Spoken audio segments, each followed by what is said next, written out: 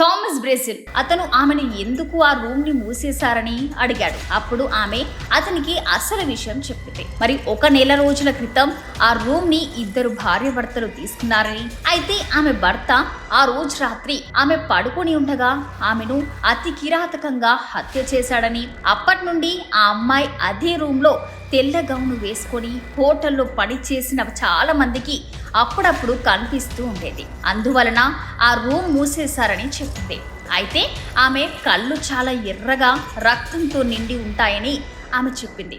అప్పుడు అతనికి ఒక విషయం అర్థమైంది. అతను డిన్నర్కి వచ్చే ముందు అతనికి ఆ రూమ్లో కనపడింది ఆ చనిపోయిన అమ్మాయి యొక్క ఎర్రని కళ్ళు అన్నమాట.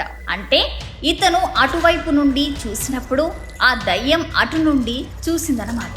ఇతను చూసిన ఆ ఎర్రని ఆకారం ఆ దయ్యం యొక్క కళ్ళు అన్నమాట.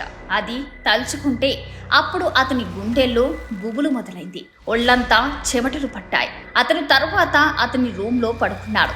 చాలాసేపటి తర్వాత తిరిగి నిద్ర పట్టింది.